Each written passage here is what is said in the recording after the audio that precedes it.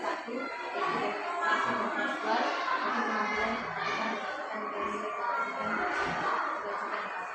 Sebelum saya mau buat pertanyaan Kak, saya harap Bapak memperkenalkan diri dulu Pak. Baik, terima kasih Bu ya atas kesempatan ini Ibu bicara saya. Sekarang melakukan tugas Ibu di calon kontrak. Ya, sekarang dulu nama saya dan di sini merupakan kepala sekolah SMP Negeri 1 Medan. Terima kasih. Di sini saya akan memberikan beberapa pertanyaan kurang lebih dari 8 menit Pak. Saya harap Bapak memberikan selama Bapak menjabat sebagai kepala sekolah di SMP ini, pasti banyak masalah yang Bapak hadapi yang menjadi dilema ataupun bukan moral. Selama ini, bagaimana Bapak dapat mengidentifikasi kasus-kasus yang merupakan dilema etika ataupun bukan moral? Baik, terima kasih Ibu. Memang selama saya menjabat di sini tentunya tidak lepas dari permasalahan, baik itu permasalahan dari peserta didik maupun permasalahan dan permasalahan di luar dari warga sekolah pastinya ada. Tentunya saya harus mengidentifikasinya apakah permasalahan itu dilema etika atau rujukan moral. Yang mana kalau dilema etika itu ya benar versus benar ya. Itu benar salah. Karena kalau dia moral dia sudah permasalahan itu sudah diberikan moral dia pasti hukuman. Nah, yang sangat sulit adalah ini etika moral, etika ini. Jadi bagaimana kita menyelesaikan suatu permasalahan itu agar pihak-pihak yang terkait di dalam permasalahan itu baik permasalahan kesehatan maupun tidak ada yang kita harus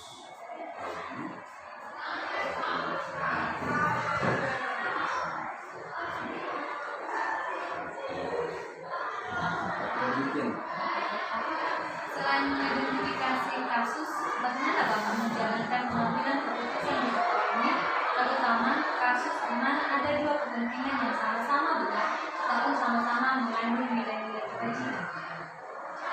Nah, seperti tadi, setelah kita bisa mengklasifikasikan suatu permasalahan yang terjadi, tentunya di penyelesaiannya kita harus mengumpulkan fakta-fakta baik itu dari pihak yang sepelaku dan fakta yang lain yang mendukung terkait dengan permasalahan tersebut.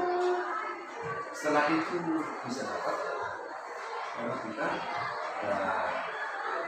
membuat suatu langkah-langkah penyelesaian. Jadi pasti ada langkah-langkah atau prosedur yang akan Bapak buat untuk pengambilan keputusan Pak. Iya. Langkah-langkah atau prosedur seperti apa yang Bapak lakukan selama menjabat sebagai kepala sekolah di SMP Negeri 1 Medan ini? Tentunya langkah-langkah yang saya tempuh dan yang saya lakukan supaya kita mewakili suatu dan 9 yang harus kita laksanakan ya, agar di dalam menyelesaikan masalah itu seperti yang saya katakan tadi tidak ada yang berbeda, tidak ada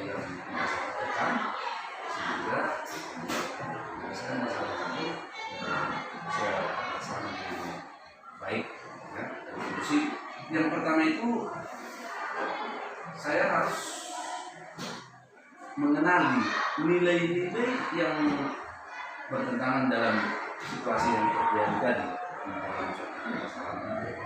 Yang kedua, tentunya kalau ada permasalahan pastinya ada pelakunya, mengenali siapa pelakunya.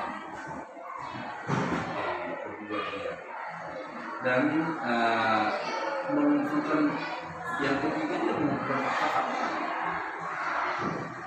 fakta yang kenapa bisa terjadi permasalahan tadi, baik permasalahan yang tadi dan pengujian yang keempat itu pengujian salah atau benar, ya, yang bisa diuji dia dengan uji legal, uji regulasi dan standar profesional, ya, serta uji intuisi, uji rasa. Kenapa harus kita uji dia? Intinya ada seperti yang saya katakan tadi, yang melakukan permasalahan itu dia dilema etika, ya kan, setelah verifikasi tadi tertekan atas permasalahan yang terjadi, ya. Setelah itu baru kita langkah yang kelima, pengujian paradigma benar. Dan yang keenam, melakukan prinsip resolusi. Yang ketujuh, investigasi opsi, ya, investigasi opsi yang dicetuskan oleh jasa pertama. Tiga, ya. Nah, setelah yang ketujuh itu baru yang kedelapan dia kita membuat sesuatu.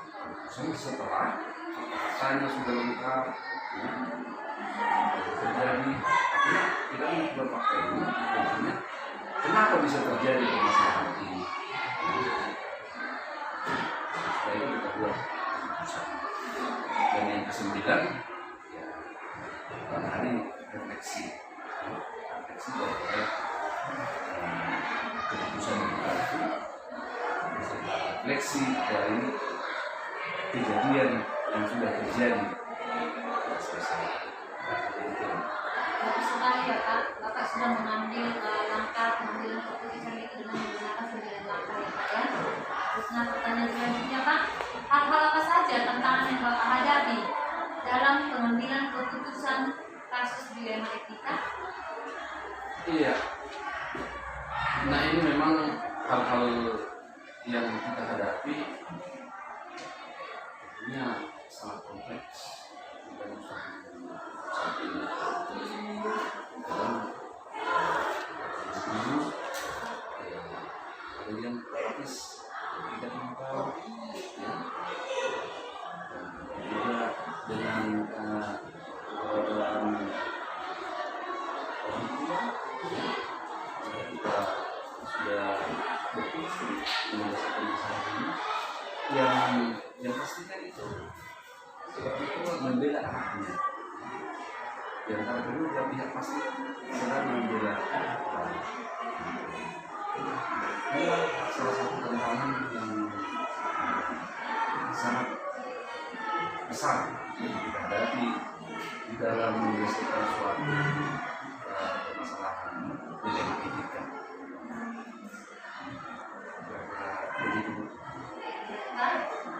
Pertanyaan yang berikut, hal-hal apa saja yang selama ini Bapak anggap efektif dalam pengambilan keputusan pada kasus dilema etika? Iya, ketika kita berhadapan dengan dilema etika, hal yang efektif dalam mengambil keputusan pada kasus tersebut adalah menggunakan 3 prinsip resolusi, yaitu berpikir berbasis hasil akhir, ya, berorientasi pada aturan yang benar, dan mengutamakan rasa peduli. Nah, inilah yang menjadi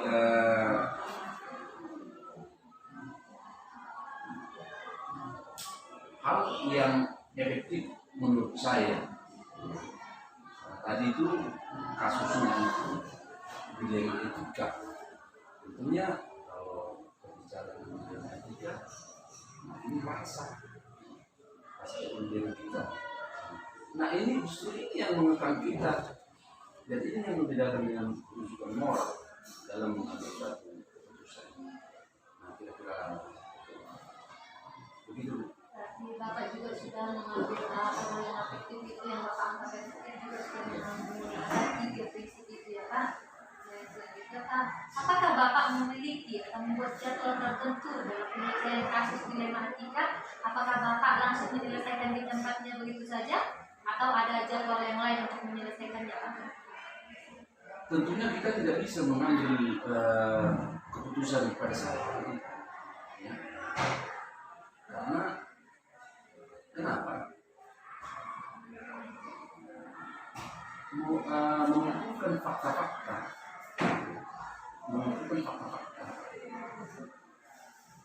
terhadap kasus yang terjadi,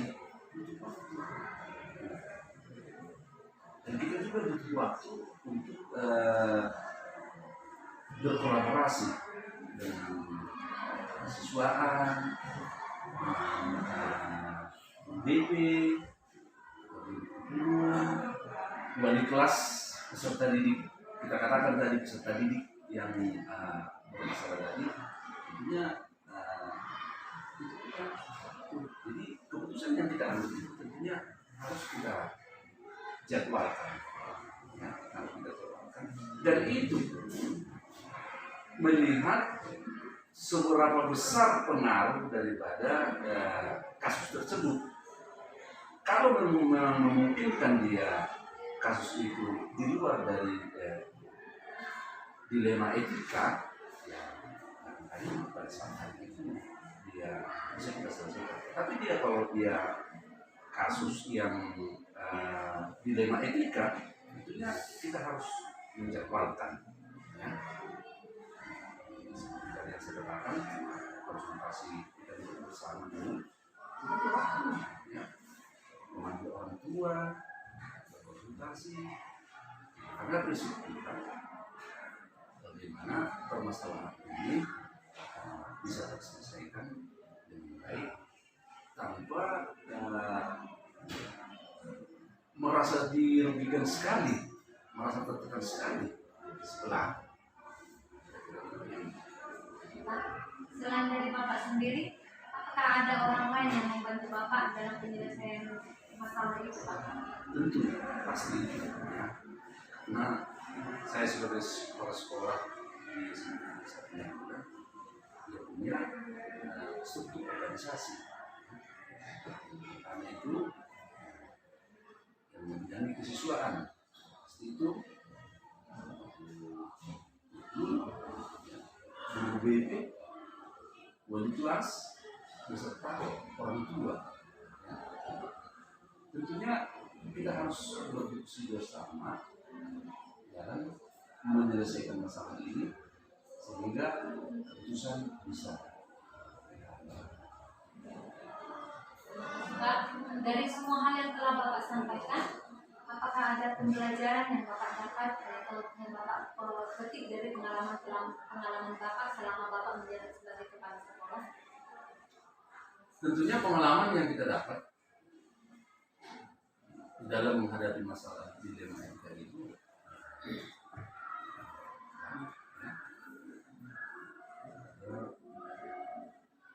pengambilan keputusan dalam suatu kasus yang identifikasinya dari dilema etika itu tidak sama. Karena kita katakanlah dilema etikanya kasus A, barangkali besok-besok ada kasus B. Nah, salah satu contoh yang pertama dia peserta didik masalah, yang kedua dilema etika Bapak Ibu staf pegawai. Pengalaman yang saya dapatkan dalam menyelesaikan suatu masalah yang sudah bisa menjadi pengalaman yang terbaik untuk menyelesaikan permasalahan yang terjadi. Pak, terima kasih Pak, itu saja pertanyaan saya hari ini Pak. Untuk itu saya mengucapkan terima kasih kepada Bapak karena Bapak sudah memberikan saya waktunya Pak. Terima kasih, selamat berjuang ya.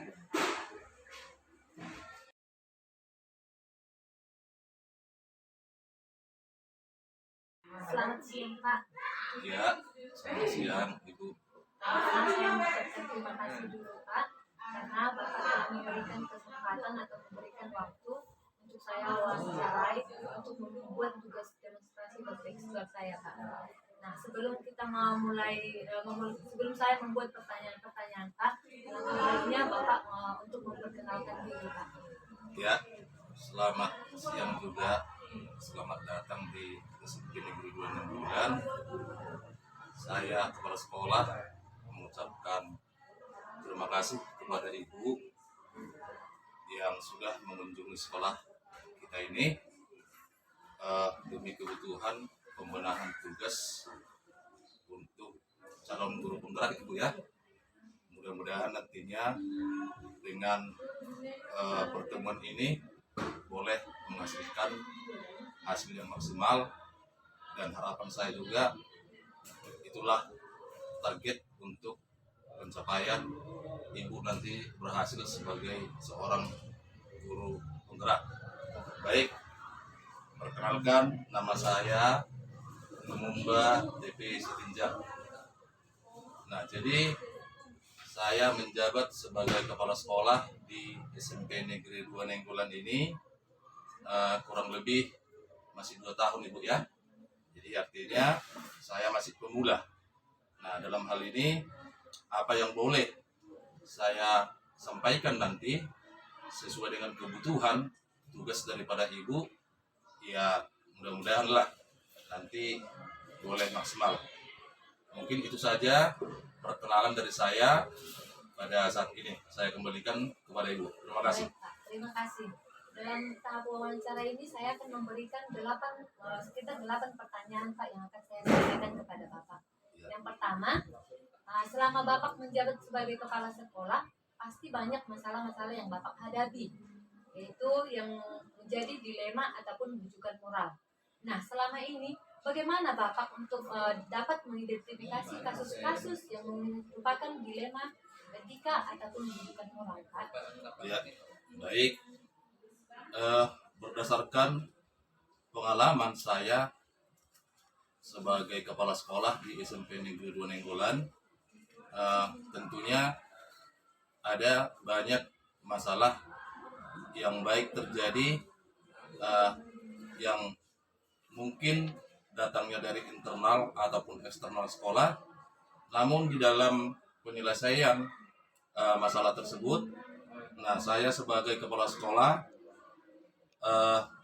mempelajari ya kasus dilema etika ini dan kasus yang mungkin yang boleh membuat diri pribadi saya untuk mengambil suatu kebijakan.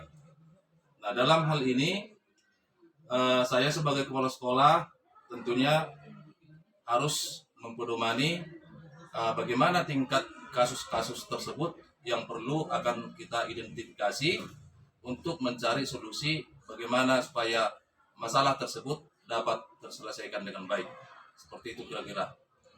Baik Pak, terima kasih. Berarti Bapak cara mengidentifikasinya adalah mempedomani kasus-kasus itu ya Pak ya? Iya, benar Ibu. Oke, pertanyaan yang selanjutnya, selain mengidentifikasi kasus, bagaimana Bapak menjalankan pengambilan keputusan di sekolah ini? Terutama kasus di mana ada dua kepentingan yang sama-sama benar ataupun sama-sama mengandung nilai-nilai kebajikan. Baik, selain saya mengidentifikasi suatu kasus ataupun masalah, terlebih saya membuat kesepakatan ataupun musyawarah dengan wakil kepala sekolah dan Bapak Ibu guru untuk memutuskan ataupun mengambil suatu kebijakan tentang bagaimana solusi untuk pengidentifikasian masalah tersebut. Seperti itu.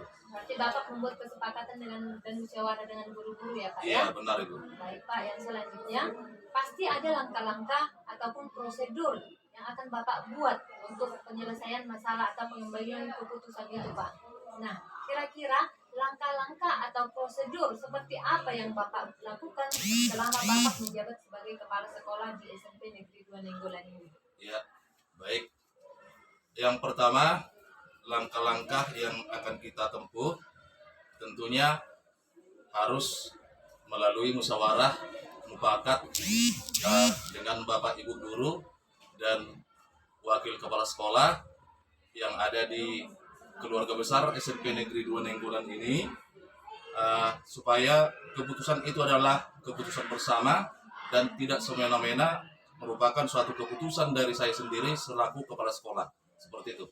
Baik Pak, pertanyaan selanjutnya Pak, hal-hal apa saja yang selama ini Bapak anggap efektif dalam pengambilan keputusan kasus dilema itu Pak? Ya baik, hal-hal yang dianggap efektif dalam pengambilan keputusan itu adalah adanya komunikasi dengan wakil kepala sekolah disertai dengan semua Bapak Ibu guru di dalam memutuskan satu keputusan untuk mencari solusi bagaimana ketika ada permasalahan itu dapat diselesaikan dengan baik. Terima kasih. Berarti Bapak melibatkan guru-guru juga untuk penyelesaiannya ya Pak ya? Iya, seperti itu, benar. Baik, terima kasih Pak. Nah, apakah Bapak memiliki atau membuat jadwal tertentu dalam penyelesaian kasus dilema etika? Atau apakah Bapak langsung menyelesaikan di tempat itu sendiri Pak? Ya baik, kita melihat dari tingkat kasus yang kita hadapi ketika tindakan ataupun putusan yang boleh untuk penyelesaian terhadap kasus tersebut boleh diselesaikan pada saat itu juga, dan tentunya hasil kesepakatan juga dengan wakil kepala sekolah maupun Bapak Ibu guru yang ada di SMP Negeri 2 Nenggolan. Jadi tidak semata-mata pada saat itu juga kita tidak semata-mata dapat langsung mengambil suatu keputusan bagaimana untuk menindaklanjuti ketika terjadi kasus di sekolah itu. Sekian, terima kasih. Pak, selain Bapak sendiri, adakah yang hal-hal yang lain atau orang lain yang membantu Bapak untuk mempermudah pengambilan keputusan dalam kasus ini Pak? Ya baik, ya tentunya jika kita berjalan sendiri, ya saya pikir apapun yang mau kita kerjakan mungkin tidak mengandung nilai yang maksimal. Jadi ketika kita menghadapi satu masalah, ya tentunya kita harus duduk bersama dengan para wakil kepala sekolah ataupun Bapak Ibu guru untuk menyelesaikan kasus tersebut sehingga hasilnya nanti dapat kita pertanggungjawabkan dengan bersama. Kira-kira seperti itu. Baik, Pak, berarti kita Bapak melibatkan orang lain juga ya Pak, dibantu oleh guru-guru ya Pak ya? Iya benar, ya benar Ibu. Dan yang terakhir Pak, dari semua hal yang telah Bapak sampaikan ini, pembelajaran apa yang Bapak dapat dari pengalaman Bapak mengambil keputusan dilema etika Pak? Ya baik, dari momen kasus yang kita hadapi, ketika kita membuat suatu kesepakatan dengan wakil kepala sekolah maupun dengan Bapak Ibu guru, ketika kita sudah memutuskan satu solusi untuk menjawab mungkin ataupun mencari jalan bagaimana tingkat kasus tersebut, ya kita harus memperhatikan budaya lingkungan di tempat kita ini, di sekolah kita ini, supaya sesuai dengan apa yang kita musyawarahkan dengan Bapak Ibu guru. Kira-kira demikian Ibu. Masih banyak pembelajaran yang Bapak dapatkan untuk penyelesaian masalah ini ya Pak? Iya, benar Ibu. Oke, Pak, terima kasih. Iya, terima Sampai di kasih sini juga, dulu Ibu. wawancara saya kepada Bapak. Akhir kata saya mengucapkan terima kasih yang sebanyak-banyaknya kepada Bapak karena Bapak telah memberikan waktu kepada saya untuk menyelesaikan tugas saya Pak. Iya, terima kasih juga Ibu.